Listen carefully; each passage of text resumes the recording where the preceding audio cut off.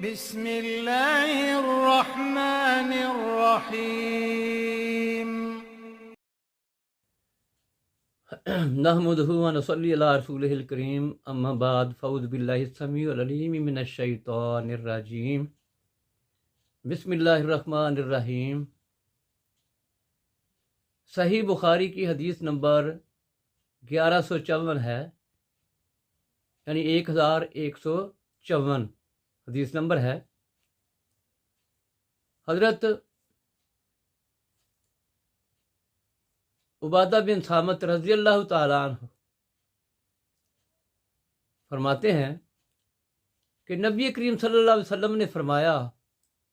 کہ جب کوئی شخص تم میں سے رات کو اپنے بستر میں ہوتا ہے اور اچانک اس کی آنکھ کھل جائے تو وہ اگر لا الہ الا اللہ وحدہ لا شریک لہ لہ الملک و لہ الحمد وہو علی کل شیء قدیر، سبحان اللہ والحمد للہ ولا الہ الا اللہ واللہ اکبر ولا حول ولا قوۃ الا باللہ پڑھے اور اس کے بعد کہے اللہم اغفر لی،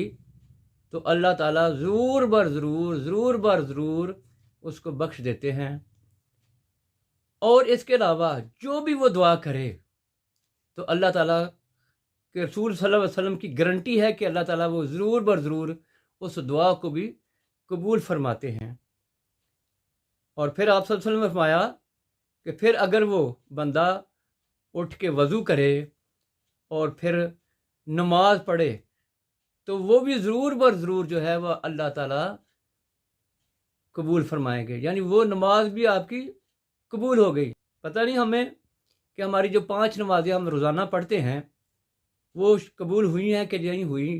اس میں تو شک ہے، لیکن اس نماز میں جو آپ 2 رکھتے ہیں 4 رکھتے ہیں یا جتنی بھی توفیق ہے اللہ کے فضل سے جو آپ کو ملتی ہے، جتنی بھی آپ نماز پڑھتے ہیں، جتنی بھی رکھتے پڑھتے ہیں، اللہ تعالیٰ وہ قبول فرماتے ہیں۔ یہ آپ صلی اللہ علیہ وسلم نے اس پہ قبولیت کی مہر لگا دی ہے۔ تو کتنی زبردست قسم کی یہ حدیث ہے کہ جس کی دعا قبول نہیں ہوتی، جو شکوہ گلہ کرتا ہے کہ میری دعائیں قبول نہیں ہوتی، وہ یہ عمل کر کے دیکھے، اللہ کے فضل و کرم سے اللہ تعالیٰ اس کی دعائیں قبول فرمائیں گے، کیونکہ نبی کریم صلی اللہ علیہ وسلم نے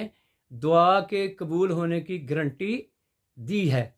اللہ تعالیٰ ہمیں عمل کرنے کی توفیق عطا فرمائے۔ وما علینا الا البلاغ المبین۔